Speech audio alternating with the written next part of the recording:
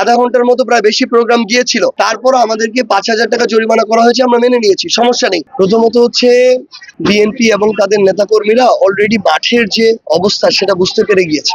মাঠে এখন মানুষ জুলুমের বিপক্ষে, 1.5 বছরে যে নির্যাতন নিপীড়ন সহ্য করেছে এগুলোর বিরুদ্ধে মানুষ একটা পরিবর্তন চাচ্ছে। মানুষ ওই হাতে ক্ষমতা দিতে চাচ্ছে যেই হাত বিগত 1.5 বছরে তাদের উপরে জুলুম করে নাই।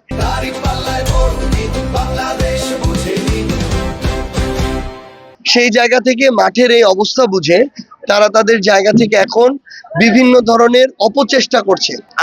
আমি জানি না আসলে কারা, আমরা নাম বলবো না, কিন্তু অনেকের জায়গা থেকে আমাদের ব্যানার পুড়ে দিচ্ছে, রাতের অন্ধকারে ব্যানার ছিঁড়ে ফেলছে, খুলে ফেলছে। আজকে এক জায়গায় ব্যানার দেখছি, কালকে ওই জায়গায় নাই। আমরা হয়তো 500 ব্যানার লাগিয়েছি, এখনো তো 200-300 ব্যানার আছে, বাকিগুলো নাই।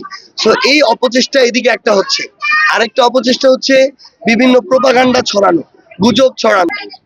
প্রশাসন এখন পর্যন্ত আমাদের এটা মনে হচ্ছে কার্যক্রমের ভিত্তিতে এই প্রশাসন বিএনপি বায়াস প্রশাসন হয়ে কাজ করছে। আমাদের ওইখানে আমরা যৌক্তিক কারণ বলেছি, 7:30 থেকে 8টা পর্যন্ত এশার আজান এবং নামাজ চলছিল, আমরা তো ওই টাইমে প্রোগ্রাম করতে পারি না। তার আমার নির্ধারিত সময়ের আধা ঘন্টা আমরা প্রোগ্রাম করতে পারি নাই, এই জন্য 8টার পরে আধা ঘন্টার মতো প্রায় বেশি প্রোগ্রাম গিয়েছিল, তারপর আমাদেরকে 5,000 টাকা জরিমানা করা হয়েছে। আমরা মেনে নিয়েছি, সমস্যা নেই। কিন্তু গতকালকে বিএনপির প্রার্থী পঞ্চগড় শহরের বুকে আর রাত 8টার পরেও তারা প্রোগ্রাম করেছে, মাইক বাজিয়েছে। আমরা সাথে সাথে প্রশাসনকে জানানোর পরও এই প্রশাসন কোনো ধরনের ইনস্ট্যান্ট ওইখানে মোবাইল কোর্ট পাঠিয়ে ব্যবস্থা নেয়নি। তারা তাদের জায়গায় আবার ওই যে আইনের মার প্যাচে দরখাস্ত দেওয়া ওইখানে ফেলে দিয়েছে।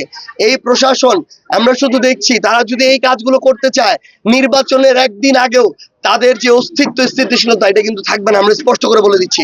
আমরা নিরপেক্ষ প্রশাসন চাই। নিরপেক্ষ প্রশাসন নিশ্চিত না করে পঞ্চগড় 1 আসনে কেউ যদি নির্বাচনকে প্রভাবিত করতে চায়, আমরা সেটা রাজনৈতিকভাবে রুখে দিব ইনশাআল্লাহ।